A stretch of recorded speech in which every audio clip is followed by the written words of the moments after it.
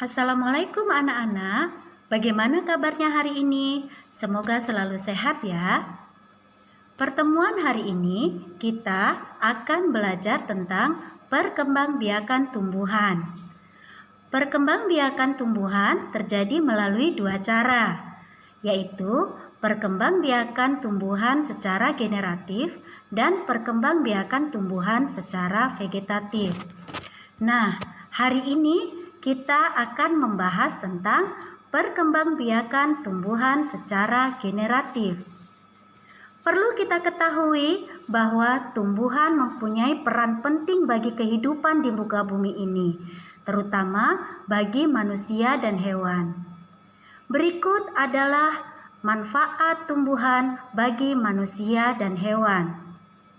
Bagi manusia, tumbuhan bermanfaat untuk sebagai bahan makanan, sebagai bahan bangunan, bisa dijadikan sebagai obat, pelindung dari sinar matahari.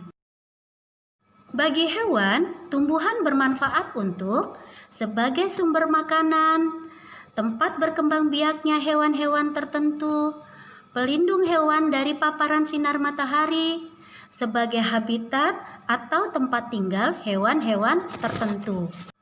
Peran tumbuhan selain sebagai sumber kehidupan adalah sebagai penyedia oksigen atau O2 bagi seluruh makhluk hidup di muka bumi ini dan sebagai penyerap karbon dioksida atau CO2, yaitu gas yang sangat berbahaya bagi kehidupan manusia. Itulah sebabnya kita dianjurkan untuk menanam pohon. Nah, kita ketahui bahwa tumbuhan sangat penting bagi kita. Oleh sebab itu, kita harus terus melestarikannya. Karena melestarikan tumbuhan adalah salah satu wujud bahwa kita rasa bersyukur kepada Allah Subhanahu wa taala. Perkembangbiakan tumbuhan juga harus tetap kita jaga dan tetap berlangsung supaya tidak punah dan jumlahnya tidak berkurang. Perkembangbiakan alami pada tumbuhan diawali dari proses penyerbukan. Perhatikan gambar berikut. Bagian-bagian pada gambar yang ditunjukkan nomor 1 adalah putik. Fungsinya sebagai alat kelamin betina pada bunga. Nomor 2 adalah kepala sari atau benang sari, yang fungsinya sebagai alat kelamin jantan pada bunga. Nomor 3 adalah tangkai sari. Nomor 4 adalah mahkota bunga. Mahkota bunga ini biasanya memiliki warna-warna yang sangat mencolok yang berfungsi untuk menarik perhatian serangga supaya hinggap pada bunga tersebut untuk membantu penyerbukan. Yang kelima, bakal biji atau bakal buah yang fungsinya untuk tempat terjadinya pembuahan. Yang keenam adalah kelopak bunga. Kelopak bunga ini berfungsi melindungi mahkota bunga saat masih kuncup. Yang ketujuh adalah tangkai bunga. Tangkai bunga ini berfungsi sebagai penopang bunga dan penghubung antara bunga dan ranting. Dan yang kedelapan adalah daun. Daun ini berwarna hijau yang fungsinya adalah sebagai tempat fotosintesis. Penggolongan bunga terbagi menjadi 2, yaitu bunga sempurna dan bunga tidak sempurna. Bunga sempurna adalah bunga yang mempunyai 2 alat kelamin, yaitu benang sari dan putik.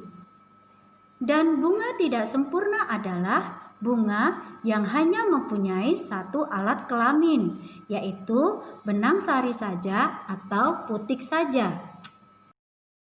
Perkembangbiakan generatif atau secara kawin terjadi melalui proses penyerbukan dan pembuahan. Penyerbukan adalah peristiwa jatuhnya serbuk sari ke kepala putik sehingga terjadi proses pembuahan. Berdasarkan faktor pengaruh perantaranya, penyerbukan dibagi menjadi 4, yaitu yang pertama adalah zodiogami, penyerbukan yang dibantu oleh hewan. Contohnya adalah melati, mawar, dan lain sebagainya. Yang kedua adalah hidrogami. Hidrogami, penyerbukan yang dibantu oleh air. Contohnya hidrilia dan ganggang. Yang ketiga adalah anemogami, penyerbukan yang dibantu oleh angin. Contohnya adalah padi, rumput-rumputan. Dan yang keempat adalah antropogami, penyerbukan yang dibantu oleh manusia. Contohnya adalah salak, vanili, semangka, dan lain sebagainya. Berdasarkan asal serbuk sarinya, penyerbukan dibagi menjadi 4, yaitu penyerbukan sendiri atau autogami. Terjadi jika serbuk sari berasal dari bunga itu sendiri. Yang kedua, penyerbukan tetangga atau geitonogami. Terjadi jika serbuk sari berasal dari bunga lain tetapi masih satu tumbuhan. Yang ketiga, penyerbukan silang atau alogami. Penyerbukan ini terjadi jika serbuk sari berasal dari pohon lain yang sejenis. Yang keempat adalah penyerbukan bastar atau hibridogami. Penyerbukan ini terjadi jika serbuk sari jatuh ke kepala putik bunga lain yang sejenis, namun varietasnya berbeda. Sampai di sini pembelajaran hari ini. Semoga bermanfaat. Terima kasih. Wassalamualaikum.